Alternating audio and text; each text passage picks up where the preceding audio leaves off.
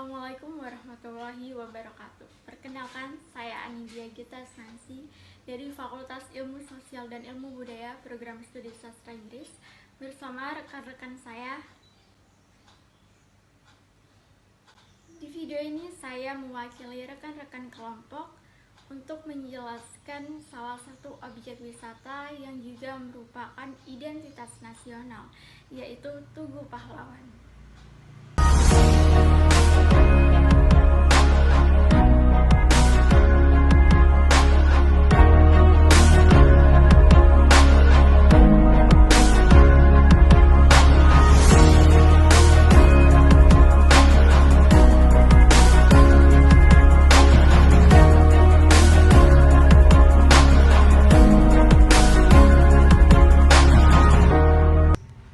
Tugu Pahlawan adalah sebuah monumen yang menjadi markah tanah kota Surabaya. Tugu Pahlawan dibangun untuk memperingati peristiwa pertempuran 10 November 1945 di Surabaya, di mana arek-arek Surabaya berjuang melawan pasukan sekutu bersama Belanda yang hendak menjajah kembali Indonesia. Monumen Tugu Pahlawan menjadi pusat perhatian setiap tanggal 10 November mengenang peristiwa pada tahun 1945 ketika banyak pahlawan yang gugur dalam perang kemerdekaan.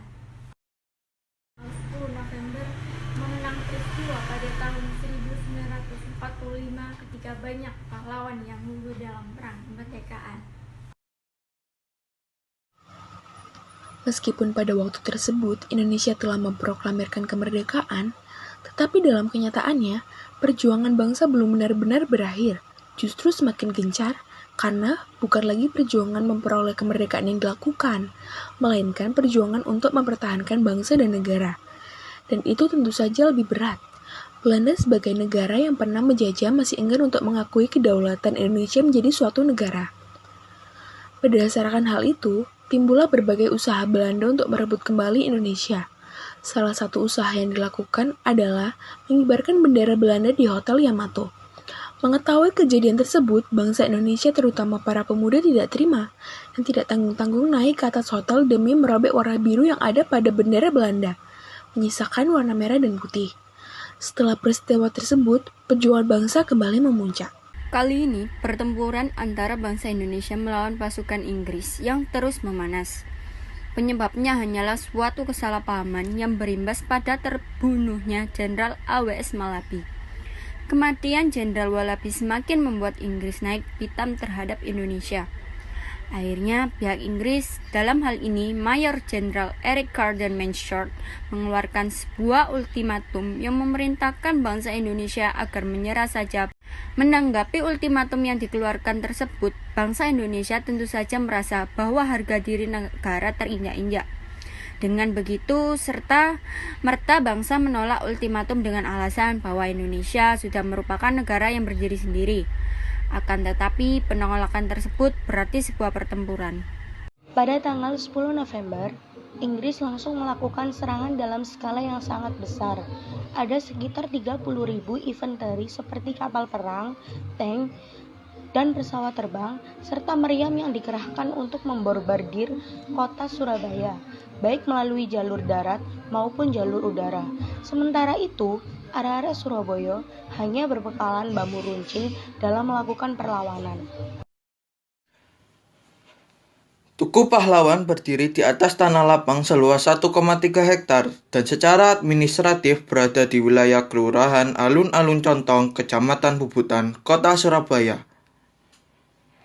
Di bawah lahan tanah Tugu Pahlawan sedalam 7 meter terdapat sebuah museum untuk mengenang jasa-jasa para pahlawan yang berjuang di Surabaya. Di museum ini juga terdapat foto-foto dokumentasi pembangunan Tugu Pahlawan, diorama, serta barang-barang yang terkait dengan zaman perjuangan dahulu. Selain difungsikan sebagai tempat mengenang jasa-jasa para pahlawan, kegiatan lain pernah diadakan seperti seminar dan pertunjukan musik.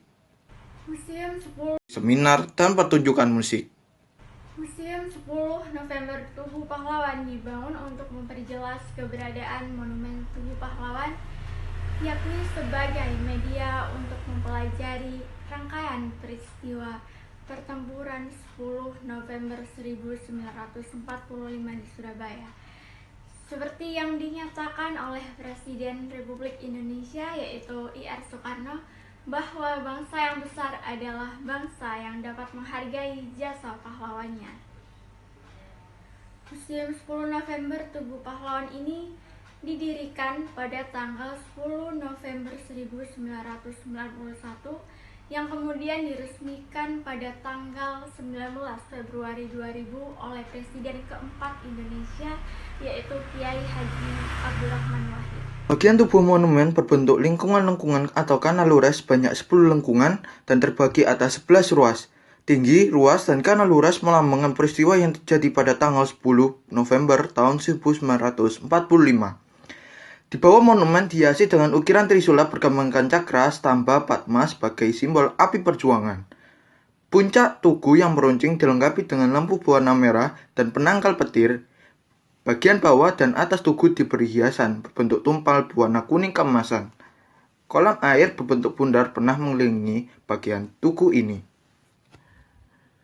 Parasanya Purnakarya Nugraha tak perlu jauh-jauh.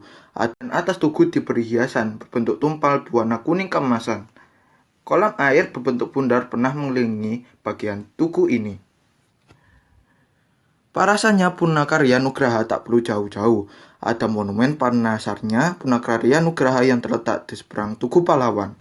Monumen Tugu Pahlawan sebagai tempat wisata ikonik di Surabaya memiliki beberapa keunggulan, di mana keunggulan tersebut memiliki banyak manfaat bagi warga kota Surabaya. Keunggulan-keunggulan yang dimiliki oleh monumen ini yakni dapat dijadikan sebagai sarana edukasi, di mana hal ini dapat memperluas wawasan dan meningkatkan kualitas sumber daya manusia di Surabaya.